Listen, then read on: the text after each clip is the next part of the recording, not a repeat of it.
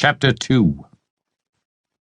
5 feet 8 inches tall, blonde and buxom and blue-eyed and bursting with red-cheeked health, Birgitta Rundquist marched into the station house at 3 on the afternoon of December 28th, the Friday before the big New Year's Eve weekend. It was 8 degrees Fahrenheit outside, but she was wearing only a lightweight red parka over a red reindeer-patterned sweater, a short black mini, red pantyhose, and little cuffed black boots. The desk sergeant thought she looked like Little Red Riding Hood. Birgitta told him she wanted to talk to a detective. When he asked her why, she said she had just witnessed a murder attempt. This was a rarity. Someone in this city actually coming to the police to report having witnessed a crime. The desk sergeant figured if you lived long enough, you saw everything. He buzzed the squad room. Upstairs, Detective Meyer was sitting at his desk, minding his own business, typing up a report. Across the room, Andy Parker and Fat Ollie Weeks were talking about the new police commissioner. Parker and Weeks got along fine together. That's because they were both bigots. Weeks was perhaps a bigger bigot than Parker, but nobody can be only a little bit pregnant, although Weeks did in fact look a little bit pregnant, in fact, about 3 months gone.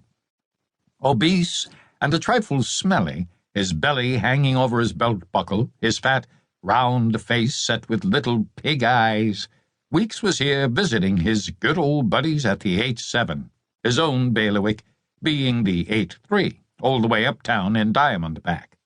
Parker was always happy to see him. In Weeks's presence, and, by comparison, Parker seemed nattily dressed, even though he was sporting a 3-day beard stubble and a wrinkled suit. Whenever anyone questioned Parker's appearance, he told them he was on a stakeout. Whenever anyone questioned Weeks' appearance, he told them to go fuck themselves. Parker liked him a lot. "The new commissioner's a scholar," Weeks said. "A professor," Parker said, nodding in agreement. "Used to teach criminology down there in that shitty little town the mayor snatched him from." "He always refers to himself as we. You notice that? We this, we that. We feel the number of policemen on the street has nothing to do with crime prevention. We have learned over the years that community interaction is paramount.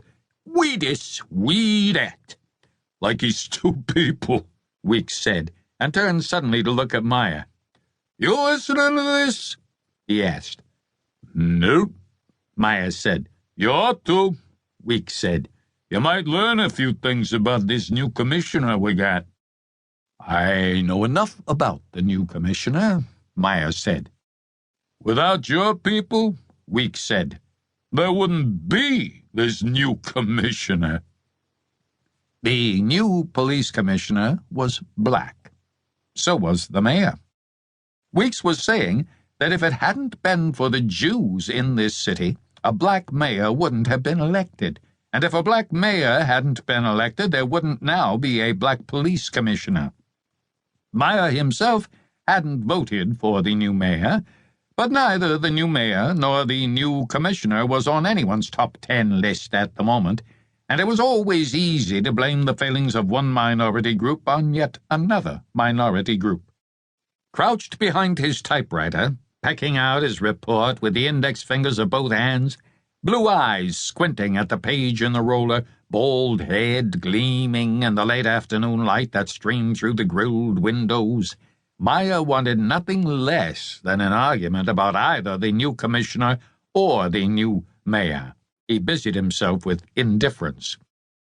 "Maybe the new commissioner can show your people where Bethtown is," Weeks said, and nudged Parker with his elbow.